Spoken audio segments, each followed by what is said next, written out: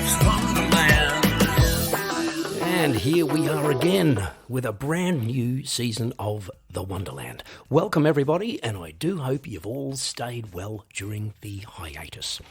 As for me, I took a welcome break from the usual stupid thoughts and ruminations, and it was nice to find myself focusing on completely different stupid thoughts and ruminations. But, that's what holidays are all about, isn't it?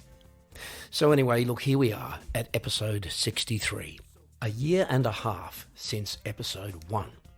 And I actually still kind of wonder to myself where all the subject matter comes from. Which leads me to suspect that given even the most intelligent people on the planet use only a small percentage of their potential brain power, there are potentially probably hundreds of Wonderland episodes in store in my brain right now. And for that, I sincerely apologise in advance. To be honest, though, look, I've got no idea, but occasionally I'll get a flashback or something that occurred to me years ago, and as luck would have it, that has just happened. And so, here it is. It's a theory, I suppose, so let's take a good look at it under the microscope of Theory Time. Yo, you can't know what you can't know. I'm gonna tell you what I think I know. I don't know what I know. This is what I know. Theory Time. And welcome to Theory Time. Now, growing up in Australia, and I think it's still a bit like this, you couldn't go to a cafe or a restaurant without there being some kind of background music. Now, that doesn't mean it was always good background music. Sometimes it was rubbish, but I got really used to it anyway. And then by the age of 30, I moved to Europe and I quickly discovered that background music was by no means mandatory in cafes and restaurants over here. So at first I'd be like, oh, where's the frickin' music? What's the deal with that? And then for a bunch of years I stopped thinking about it until recently when I suddenly realised that background music in cafes and restaurants is actually largely unnecessary and often annoying, whilst background music in supermarkets and department stores is positively awful, and it continues to drive me absolutely freaking mad, as I'm sure it does many of you. So, yep, it looks like I've done a complete 180 on that one.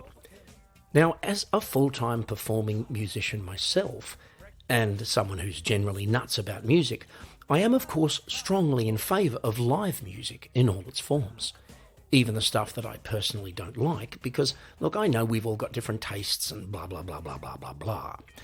But I'm also of the opinion that it does not belong everywhere either. And I'm not just talking about places like funeral homes or war zones or hospital emergency rooms. To illustrate, a few years ago, I was playing regular gigs in St. Martin, down in the Caribbean. And as you can imagine, being a tourist island, there's a lot of music around, as you'd expect, and of course plenty of live music in the bars, and here's my problem, the restaurants. For some reason, folks, I cannot handle live music involving singing, especially while I'm eating. Unless it's, say, a hot dog at an outdoor concert.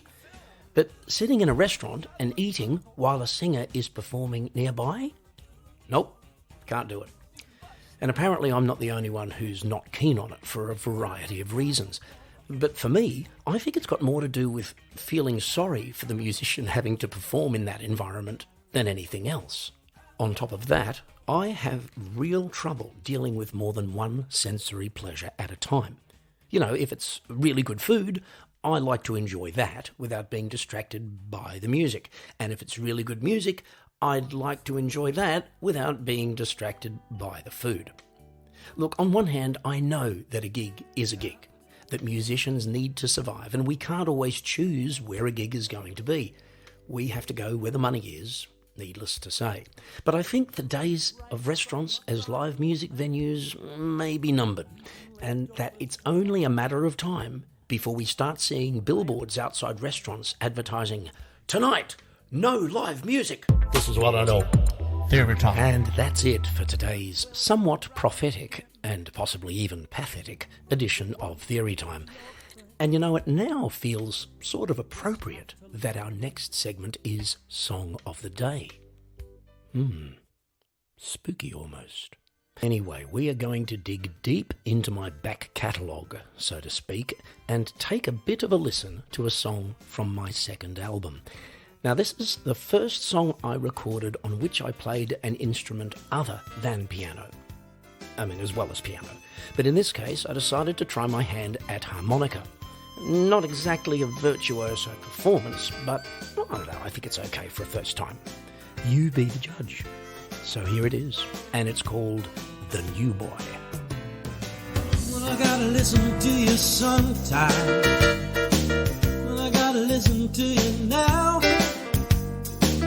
I know just what you're gonna tell me, and I don't care why, don't care how. I'm the new boy. You see me riding into town.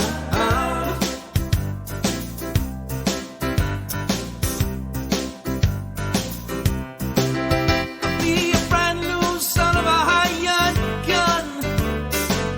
It's gonna be nice just to have me around.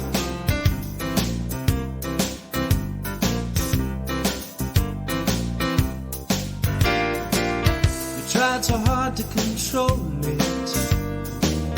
You tried to make me obey. You tried real hard to turn me into something that I never will be. No way. I'll be the new boy. You see me riding into town.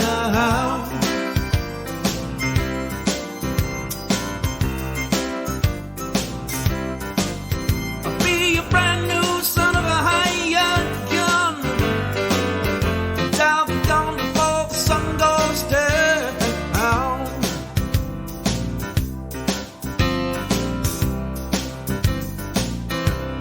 See me go.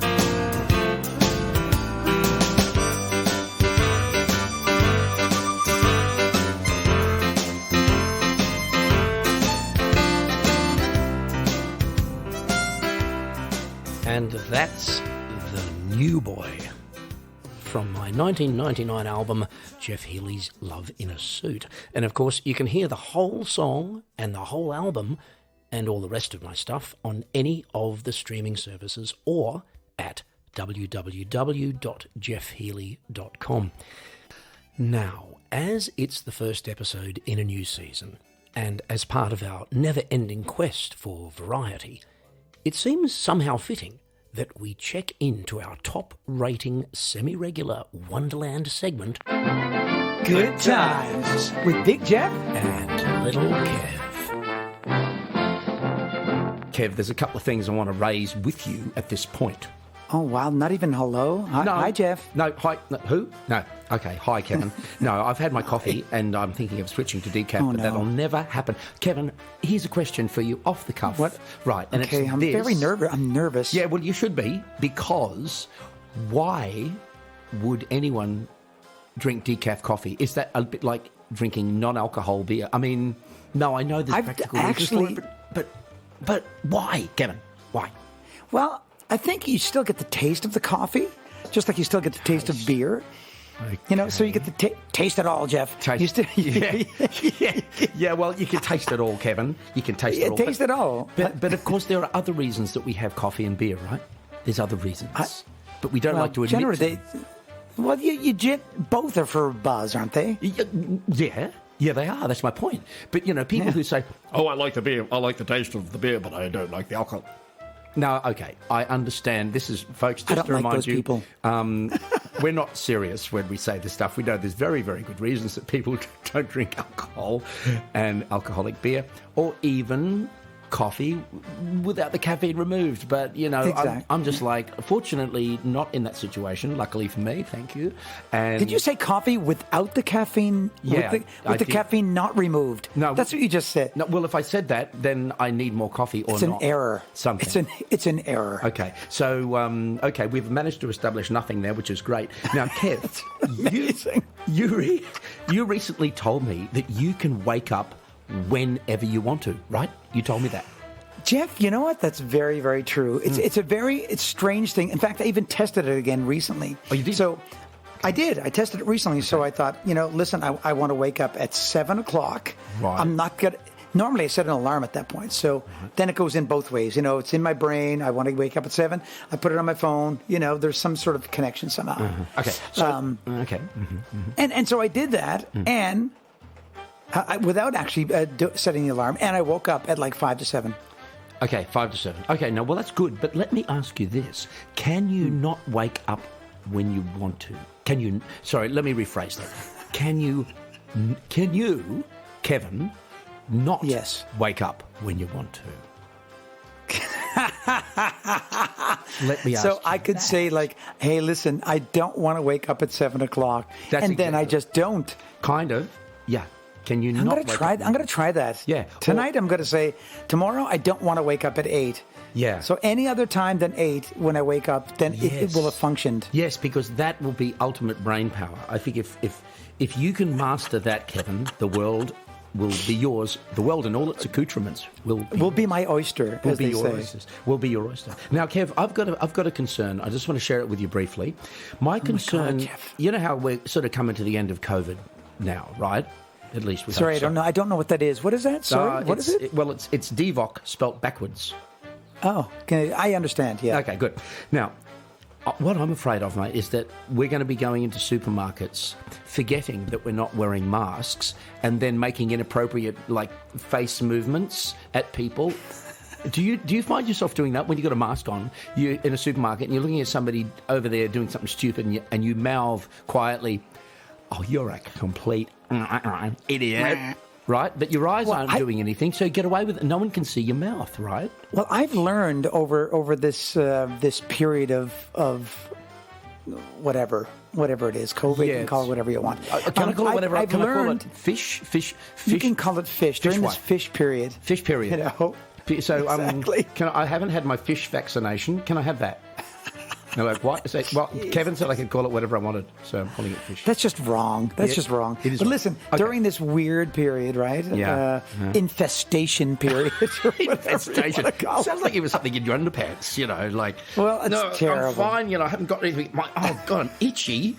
Oh, it's just infestation. But listen, what I'm trying to say is that, I've been wearing the mask the whole time, to be a conscientious citizen, and under the mask, I was making faces at people. Well, this is what and I'm they didn't saying. know it. This is what I'm saying. Now, now it's a bit difficult. I know, and when we take those masks off, we might be so used to making faces at people, we keep doing it, and people are like, looking at you and say, "What is your problem?" And I'm like, I'm sorry, sir, I don't understand. Or suddenly, you have two guys in white, with a net behind you and a straitjacket coming to take you away I've got that somewhere. anyway. I've always had that. Oh, that's normal. You know what that is, Kev? In Germany, that's your posse. No, that's your posse. I'll tell you what that is. In German, the Germans are ahead of everyone because when I arrived in Germany, I noticed on the doors to shops, it would say Jeffnet, GEOFFNET. Now I know what that is, right? What? Yeah.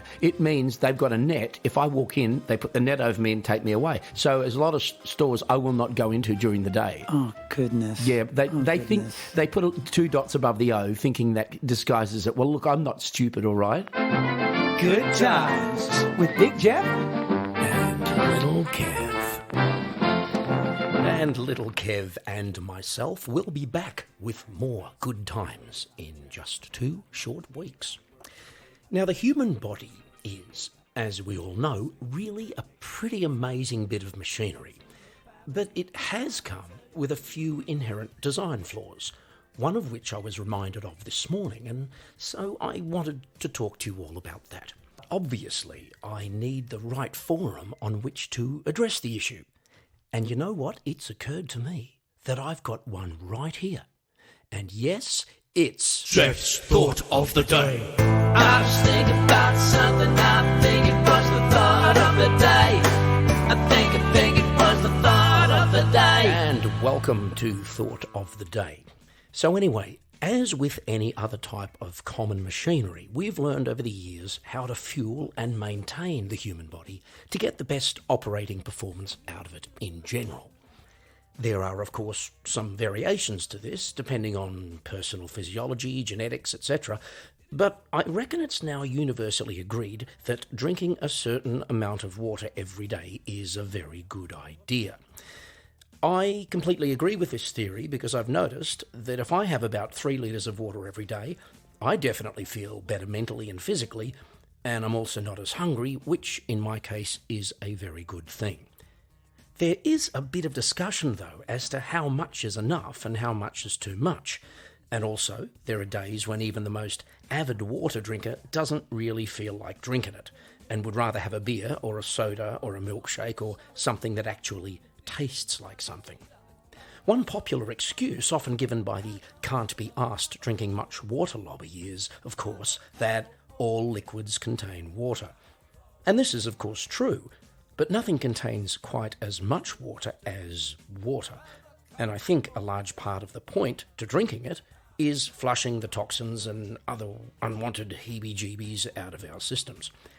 Like any piece of machinery that needs to be flushed out, though, a large percentage of that liquid that goes in has to come out again, right? In some form or another, obviously as part of that whole process. And this is mainly what I want to talk about. A couple of years ago, a friend of mine assured me that having to visit the toilet a lot because you've had a lot of water to drink was something that lessens over time, and that your body becomes acclimatized to getting lots of water, and then after a while, you won't need to be excusing yourself or looking for a public convenience or nervously hiding behind a tree whilst relieving yourself in that most necessary and natural of ways. Well, I found out that that is not true. No. Look, if you drink a lot of water, you're going to have to go to the bathroom or the toilet or the lav or the loo or the sandbox or the john or whatever you want to call it, or to find somewhere to complete what is actually part of that flushing out process. Now, back in prehistoric days, none of this would have been a problem because you could drink as much water as you wanted, go for a wander just about anywhere, and for any amount of time, and nobody would be judgmental or would fine you for suddenly relieving yourself spontaneously in public, because in those days, pretty much everywhere was in public. But now, we get up in the morning, we might drink a litre of water, which is really difficult and really healthy, but then we've got to think about where we're going to go, because if we want to get out for some exercise and fresh air, if there's not a convenience along the way, we can't necessarily just let go spontaneously, can we? No, we really can't. And look, I've tried everything to contact the manufacturer of our machinery, and I have to say, you can't complain about the customer service because there isn't any. The simple fact, folks, is that our current physiology, our machinery, which we did not even order, by the way, is simply not suited to the demands and even the legal requirements of this modern civilized society. So, the next time someone tells you to keep your fluids up and that you should be getting out more, give them an icy look and just tell them that you're waiting for the upgrade. I think it was the thought of the day. And that's it for our thirst-quenching edition of Thought of the Day for today, and also our 63rd episode. Thanks again to Little Kev for dropping by for our Good Times segment, and as always to all of you lovely listeners out there, without whom there wouldn't be much point in doing any of this. So in a sense, the existence of the Wonderland is entirely your own fault, and you really have only yourselves to blame for wasting your time listening to this rubbish, as my dad would have said. Possibly.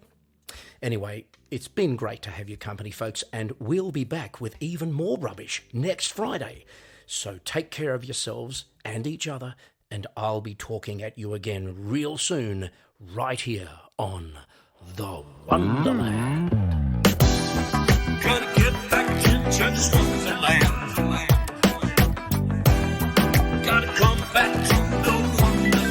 just one